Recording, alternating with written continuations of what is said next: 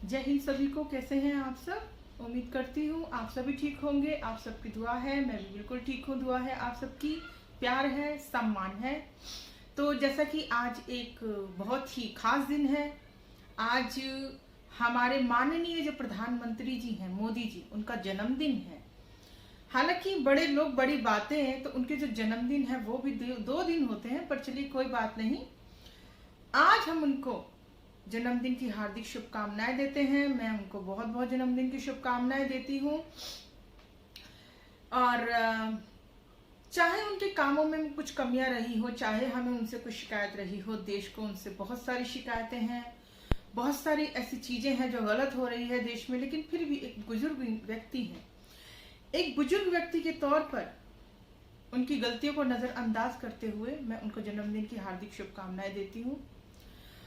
ये बहुत ही दुर्भाग्य की बात है कि उनका जन्मदिन जो है, आज का देश का जो बेरोजगार नौजवान है, वो राष्ट्रीय बेरोजगार दिवस के रूप में मना रहा है। ये बहुत ही शर्मनाक है। ये इतिहास में ऐसा कभी नहीं हुआ है कि किसी प्रधानमंत्री को इतनी बेइज्जती का सामना करना पड़ा हो, और इतनी बेइज्जती बर्दाश्त करने के बावजूद भी, इतना कुछ होने के बावजूद भी वो सीट पर टिका हो। शर्मनाक है ये। चलिए, किसी को अपनी कुर्सी बहुत प्यारी होती है, कई बार ऐसा हो जाता है, अपने आत्मसम्मान से बढ़कर भी लोगों के लिए कुर्सी प्यारी हो जाती है, वो कोई बात नहीं। तो मोदी जी, मैं आपसे कहना चाहती हूँ, आज आपको जन्मदिन की हार्दिक शुभकामनाएं। और जैसा कि आपने पिछली बार जो है अपने जन्मदिन पर तितलियों को आजाद किया था, आपने तितलियों को आजाद किया था। उन तितलियों को पहले डब्बे में बंद किया गया था घंटों घंटों, फिर आपका लाइट, कैमरा, एक्शन, वो सब चीजें शुरू हुई थी, और उसके बाद में उन बेचारी बेजुबान तितलियों को आपने आजाद किया था। वो जो दृश्य था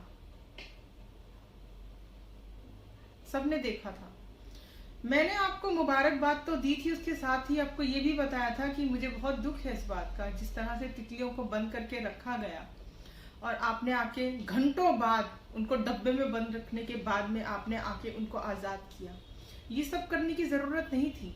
बेजुबान जानवर जो है, गाय माता, गौ माता, जिससे हम बहुत प्यार करते हैं, सभी जानवरों से करती हूँ मैं तो खैर प्यार, और मैं तितलियों से भी बहुत प्यार करती हूँ। ये बात मैंने तब भी बोली थी आपको, और आज भी मैं इस बात को बोल रही हूँ। तो ये चीजें जो है वो नहीं होनी चाहिए, गलत है वो सब चीजें तो खैर। तो बेरोजगार दिवस, सभी जो हमारे देश के जितने भी बेरोजगार नौजवान हैं, युवक हैं, जो युवा हैं, छात्र हैं, छात्राएं हैं, जिन पर की खून बहाया जा रहा है, जिन पर डंडे बरसाए जा रहे हैं, आज योगी पुलिस ने जिस बर्बरता के साथ में उन पर बल प्रयोग किया है, और जिस तरह से उनकी हड्डियों को तोड़ा है, उनका जो खून है बहाया गया है, नहीं देखा गया कि वो एक बेटी है या फिर एक बेटा है देश का, नहीं देखा गया है ये सब चीजें। और अंधाधुंध जो है उन पर डंडे बरसाए गए हैं, बिल्कुल उसी तरह से जिस तरह से किसानों पर डंडे बरसाए हरियाणा पुलिस ने। तो बीजेपी की ये जो चीजें हैं सभी लोग देख रहे हैं और समझ रहे हैं। जुल्म सब हद से ज्यादा बढ़ जाता है, तभी आता है इंकलाब। एक बात जो और मैं कहना चाहूंगी, जो हमारे ड्रग्स को लेकर जो प्रोपेगेंडा चल रहा है अभी, कंगना रनौत बीजेपी की एजेंट जिस तरह से आज देश को भ्रमित करने का काम कर रही हैं, झूठी खबरें फैला रही हैं। एक नेवी, मदन शर्मा जो है नेवी के, जिनको नौसेना का जो है सैनिक बताया जा रहा है कि उन सिख सैनिक वालों ने किस तरह से, उस सिख सेना वालों ने उनको मार पिटाई करी, ये किया, वो किया, फलान किया, ढिमकान किया। लेकिन और न्यूज फैक्ट चेक ने इस बात को साबित किया और साफ किया कि कंगना रनौत ने झूठ बोला था। वो नौसेना के कोई भी सैनिक नहीं है, और उन्होंने आपत्तिजनक पोस्ट किया था। जो भी हुआ वो दुर्भाग्यपूर्ण है, ऐसा नहीं होना चाहिए था किसी भी बुजुर्ग के साथ, लेकिन देश को जो भ्रमित करने का काम जो है कंगना आज कर रही है, दुख भी है इस बात का, और तरस भी आता है मुझे ऐसे लोगों पर जो अपने निजी स्वार्थ के लिए देश को तोड़ने का काम कर रहे हैं। सत्ताधारी पार्टी की चाटुकारिता अपने निजी स्वार्थ के लिए, दुख है, बहुत तकलीफ है इस बात की। तो मैं एक बात और करना चाहूंगी, कंगना रनौत, जिस तरह से आपने ड्रग्स को लेकर जो बहुत ही बड़ी बात चल रही है, कर रही हैं आप लगातार, और सभी को जो है पूरी फिल्म इंडस्ट्री को आप टारगेट कर रही हैं, एक ही डंडे से हाँक रही हैं सभी को। देशवासियों, मैं आपसे एक बात कहना चाहती हूँ, ये जो चीजें हैं, शोषण और ये सब जो चीजें हैं, ये सिर्फ एक फिल्म इंडस्ट्री में नहीं है। आप किसी भी संस्थान में जाइए, आप कहीं भी चले जाइए, ये जो चीजें हैं ये आपको हर जगह देखने को मिलेगी। अच्छे बुरे लोग जो है हर जगह होते हैं। तो इसी तरह से पर्टिकुलर किसी एक चीज को इस तरह से टारगेट करना, ये सरासर गलत है। और कोई भी इंडस्ट्री हो या कोई भी संस्थान हो या कोई भी राजनीतिक पार्टी हो या कोई भी जगह हो, जब तक एक औरत नहीं चाहती कि उसके साथ में कोई गलत बिहेव किया जाए, उसका शोषण किया जाए, तब तक उसके साथ कोई शोषण नहीं कर सकता। ये मेरा खुद का मानना है।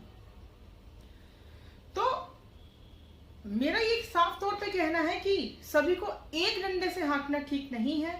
ना तो कोई इंडस्ट्री खराब है, ना तो कोई राजनीतिक पार्टी खराब है। हाँ, ये जरूर है कि अच्छे बुरे लोग आपको हर संस्थान में मिलेंगे, हर जगह आपको देखने को मिलेंगे, इस बात में कोई दो राय नहीं है। बीजेपी पार्टी को देखिए, हर तार जो है उनके जो बलात्कारियों, शोषण, मैंने लिखा है बहुत बड़ा आर्टिकल इसके ऊपर, जो भी बलात्कारी के समर्थन है, आतंकवादियों के समर्थक हैं, बहन बेटियों के बलात्कार करने वाले हैं, उनको जलाने वाले हैं, जो भी ये लोग हैं, उन सबके जो तार हैं वो कहीं ना कहीं आप देखिए वो बीजेपी से जुड़े होते हैं। ड्रग्स का एक बहुत बड़ा खुलासा हुआ है, लेकिन पूरा गोदी मीडिया जो है वो चुप है, खामोश है। मामला है कर्नाटक का, जहां पर कि 1 किलो 2 किलो नहीं 1200 किलो गांजा पकड़ा गया है। आप समझ रहे हैं, 1200 किलो गांजा पकड़ा गया है बीजेपी के नेता चंद्रकांत चौहान के पास। ये कितनी बड़ी बात है। लेकिन क्योंकि ये कर्नाटक का मुद्दा है, ये महाराष्ट्र का नहीं है, इस वजह से इस मामले को जो है कोई बात करने को तैयार नहीं है, कोई गोदी मीडिया इस पर चर्चा करने को तैयार नहीं है, डिबेट करने को तैयार नहीं है। 10 ग्राम 12 ग्राम जिसके पास ड्रग्स को लेकर जिस पर बात की जा रही है, रिया, उसको जेल में बंद कर रखा है। लेकिन ड्रग्स का अवैध धंधा करने वाले जो लोग हैं, ये आज सत्ता में बैठे हैं, बीजेपी के नेता। दूसरी बात आप देखिए कि एक बेहद ही संवेदनशील मामला है जो है कर्नाटक का ही है, वो भी बेंगलोर कर्नाटक।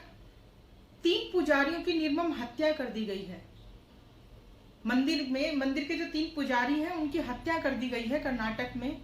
अब याद कीजिए पालघर का वो दृश्य, अर्णब गोस्वामी किस तरह से वो पूरा जो अपना स्टूडियो छोड़िए, पूरे देश को सर पर पूछता है भारत, पूछता है भारत, पूछता है भारत बोलकर उन्होंने क्या हाल किया था उस समय। ये भी नहीं देखा था किसी महिला की क्या उम्र है। सीधा टारगेट किया गया था सोनिया गांधी जी को, जिस तरह से उनको गलत बोला गया था। एक महिला होने के नाते मुझे बहुत तकलीफ है इस बात की, दुख है इस बात का। हालांकि मैंने कभी भी कांग्रेस को सपोर्ट नहीं किया है, लेकिन सोनिया गांधी एक महिला होने के नाते मुझे भी बुरा लगा। उनकी उम्र देखिए, तो दुख है मुझे इस बात का कि वही अर्णब गोस्वामी जो है आज बिल्कुल ही खामोश है। क्यों? इन पुजारियों में और पालघर के उन साधुओं में क्या अंतर है? अर्णब गोस्वामी, मैं आपसे पूछ रही हूँ, क्या अंतर है? आज क्यों आप चुप है, खामोश है? क्यों नहीं पूछता है भारत? पूछिए, हमें इंतजार रहेगा आपका, इस विषय पर आप कुछ बोलें। और जिस तरह से आज बेरोजगार युवा जो हैं बेरोजगार दिवस मना रहे हैं, हम सबकी संवेदनाएं जो हैं वो उनके साथ हैं। अक्सर जो है दिवस की शुभकामनाएं दी जाती हैं, लेकिन क्योंकि भाई ये एक दुख का समय है, तो संवेदनाएं तो व्यक्त करना हमें चाहिए ही। और हमारी संवेदनाएं जो हैं वो पूरी तरह से व्यक्त करते हैं हमें अपने देश के नौजवानों के साथ, बेरोजगार युवाओं के साथ। एक बहुत ही जरूरी बात जो मैं बोलना चाहूंगी इसी बीच में, बीजेपी के जो घोटाले हैं, ये घोटालेबाज लोग, ये आपदा में अफसर ढूंढने वाले लोग रुकने को तैयार नहीं है घोटाले करने में, हमें लूटने में। योगी सरकार का एक बड़ा जो घोटाला है वो सामने आया है, किस तरह से उन्होंने किट घोटाला किया है कोरोना महामारी के बीच में। शर्मनाक है, बहुत शर्मनाक। योगी सरकार, क्या कहें आपको, जिस तरह से आप बर्बरता कर रहे हैं आज युवाओं पर, किसानों पर, गरीबों पर अत्याचार किया जा रहा है आपके यूपी राम राज्य में। इंतजार कीजिए, देश का ये जो नौजवान है बहुत जल्दी वो जागेगा और आपसे हर बात का हिसाब लेगा। ठीक है, चलिए, जय हिंद, जय भारत। देश की बेटी ममता सेठी। जय हिंद, जय भारत।